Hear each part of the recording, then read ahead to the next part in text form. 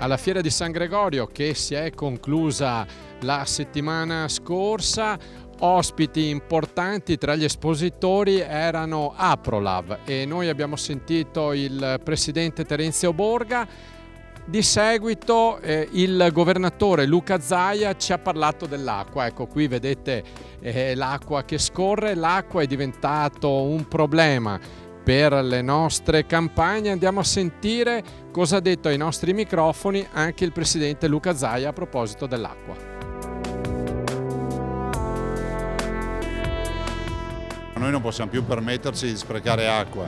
Siamo in una situazione assolutamente tragica, problematica, e penso che il tema del razionamento sia un tema che si sta avvicinando sempre di più.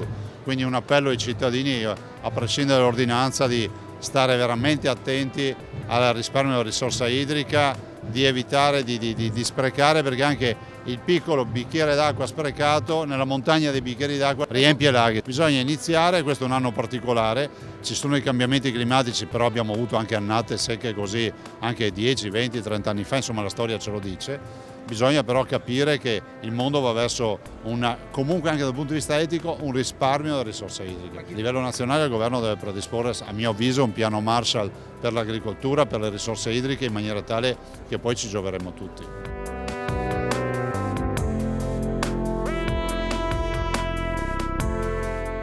All'antica fiera di San Gregorio di Valdobbiadene, presente anche Aprolav, il presidente Terenzio Borga. Allora, un momento importante per far conoscere i vostri prodotti ai cittadini e ai visitatori di questa meravigliosa fiera. È sempre una bella vetrina, ogni anno ci siamo e ogni anno il governatore conferma quanto è importante per noi, per il turismo, conoscere le nostre produzioni tipiche, le tipicità, il nostro valore, il nostro sapore, quelle che sono le nostre tradizioni, le tradizioni di un popolo veneto che sempre di più si distingue, e si distingue sempre più nel lattiero caseario, perché nessuno, abbiamo visto anche cosa vuol dire formaggio italiano, e nessuno riesce a imitarci, e questa è la cosa bella del nostro settore, il fatto che è ancora poco conosciuto il prodotto che noi riusciamo a proporre al consumatore, però noi ce la mettiamo tutta.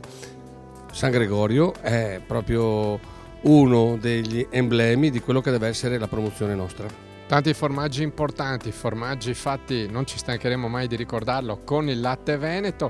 C'è anche una reginetta che tra qualche mese compirà gli anni, e parlo della Casatella Trevigiana.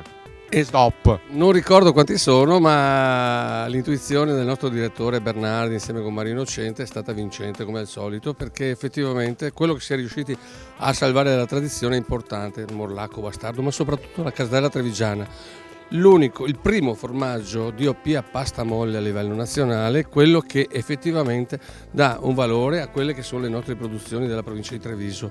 È l'unico formaggio che può essere prodotto solo in provincia di Treviso. Noi siamo orgogliosi di quello che abbiamo fatto negli anni come Aprolav, perché effettivamente i risultati li stiamo avendo. Lo ripeterò all'infinito, il latte veneto, come hai detto tu prima, viene trasformato in prodotti di pregio. Il 92% viene trasformato in prodotti di pregio, di cui il 65% in DOP. Magari chi mi sente dice sempre le stesse cose, ma non tutti conoscono le stesse cose, per cui noi continuiamo a ribadirlo. Col latte veneto si produce solo qualità e sicurezza alimentare.